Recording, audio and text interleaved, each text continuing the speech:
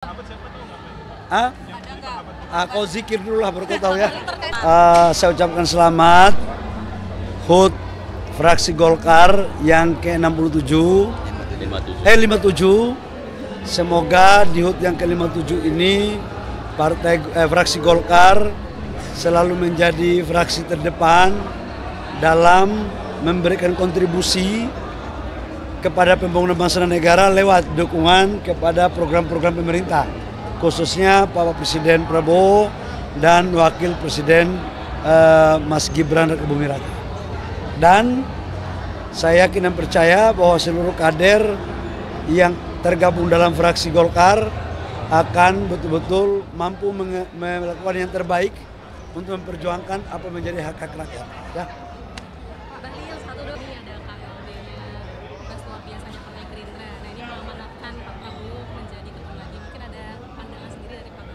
Saya pikir saya ucapkan selamat ya, saya ucapkan selamat dan penghargaan yang luar biasa atas terpilihnya Pak Presiden Prabowo untuk menjadi Ketua Umum Gerindra sekaligus menjadi Ketua Dewan Pembina juga ya.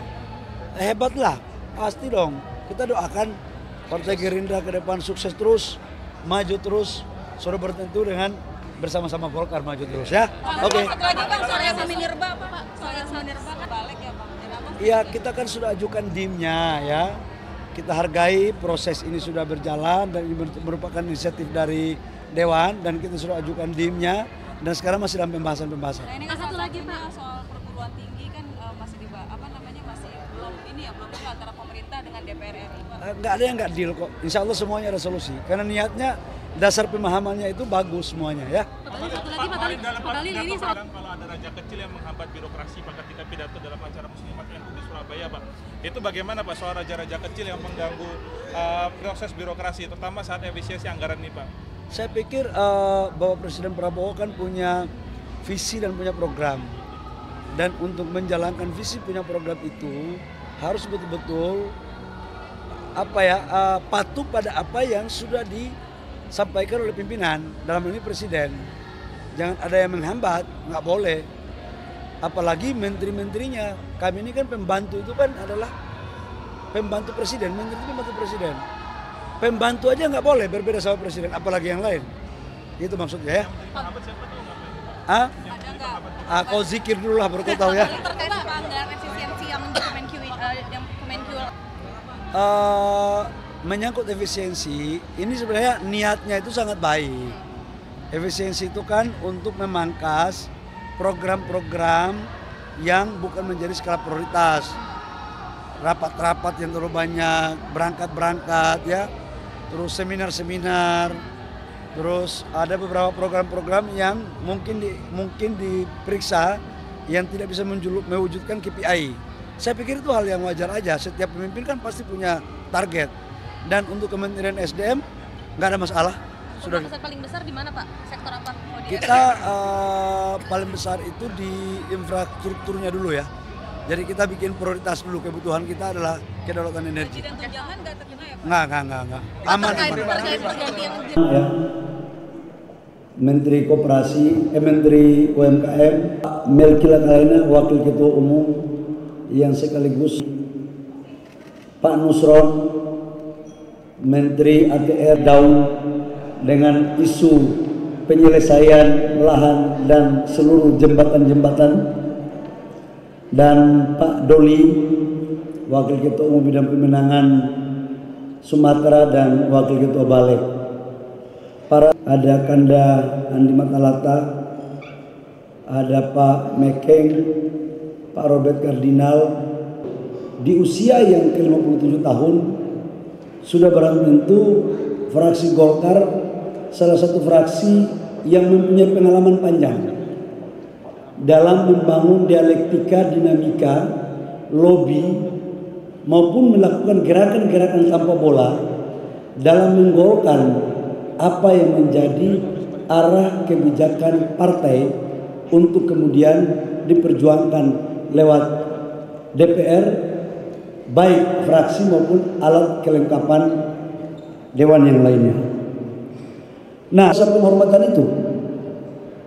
Tetapi dalam konteks implementasi berikutnya, kita mempunyai target agar suara kita harus tetap ada kenaikan di pemilu 2029. Sekarang 102, kita targetkan ke depan harus lebih dari itu.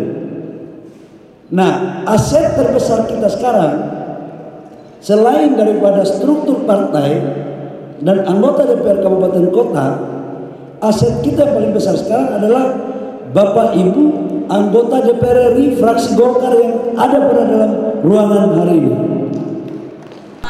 Saya ucapkan selamat HUT fraksi Golkar yang ke-57 57. Semoga di HUT yang ke-57 ini fraksi Golkar selalu menjadi fraksi terdepan dalam memberikan kontribusi kepada pembangunan bangsa dan negara lewat dukungan kepada program-program pemerintah, khususnya Bapak Presiden Prabowo dan Wakil Presiden Mas Gibran Rakebuming Raka. Dan saya yakin dan percaya bahwa seluruh kader yang tergabung dalam fraksi Golkar akan betul-betul mampu melakukan yang terbaik untuk memperjuangkan apa menjadi hak-hak rakyat. Ya. Bahlil, satu dong ini ada KLB-nya tugas luar biasanya Partai Gerindra. Nah ini mengamanatkan Pak Prabowo menjadi ketua lagi. Mungkin ada pandangan sendiri dari Pak Prabowo. Oh, saya pikir saya ucapkan selamat ya. Saya ucapkan selamat dan penghargaan yang luar biasa atas terpilihnya Pak Presiden Prabowo untuk menjadi Ketua Umum Gerindra sekaligus menjadi Ketua Dewan Pembina juga ya. Hebatlah, pasti dong. Kita doakan Partai Gerindra ke depan sukses terus, maju terus, sudah bertentu dengan bersama-sama Golkar maju terus ya. Oke. Satu lagi Bang, soal yang Minerba Pak, soal yang Minerba kan balik ya Bang. Iya, kita kan sudah ajukan DIM-nya ya. Kita hargai proses ini sudah berjalan dan ini merupakan inisiatif dari Dewan dan kita sudah ajukan DIM-nya dan sekarang masih dalam pembahasan-pembahasan. Nah, ini kan satu lagi Pak, soal perguruan tinggi kan masih masih belum deal antara pemerintah dengan DPR RI Pak. Nggak ada yang nggak deal kok. Insya Allah semuanya ada solusi. Karena niatnya dasar pemahamannya itu bagus semuanya ya. Pak Bahlil ini kalau ada raja kecil yang menghambat birokrasi Pak ketika pidato dalam acara Muslimat NU di Surabaya Pak. Itu bagaimana Pak soal raja-raja kecil yang mengganggu proses birokrasi terutama saat efisiensi anggaran ini Pak? Saya pikir Bapak Presiden Prabowo kan punya visi dan punya program. Dan untuk menjalankan visi punya program itu harus betul-betul patuh pada apa yang sudah disampaikan oleh pimpinan, dalam hal ini Presiden. Jangan ada yang menghambat, nggak boleh. Apalagi menteri-menterinya. Kami ini kan pembantu itu kan adalah pembantu Presiden, menteri itu pembantu Presiden. Pembantu aja nggak boleh berbeda sama Presiden, apalagi yang lain. Itu maksudnya ya. Ada nggak? Kau zikir dulu lah baru kau tahu ya. Terkait anggaran efisiensi yang di Kemenq menyangkut efisiensi, ini sebenarnya niatnya itu sangat baik. Efisiensi itu kan untuk memangkas program-program yang bukan menjadi skala prioritas. Rapat-rapat yang terlalu banyak, berangkat-berangkat ya. Terus seminar-seminar. Terus ada beberapa program-program yang mungkin diperiksa yang tidak bisa mewujudkan KPI. Saya pikir itu hal yang wajar aja. Setiap pemimpin kan pasti punya target. Dan untuk Kementerian SDM nggak ada masalah. Sudah. paling besar di mana Pak? Sektor apa? Kita paling besar itu di infrastrukturnya dulu ya.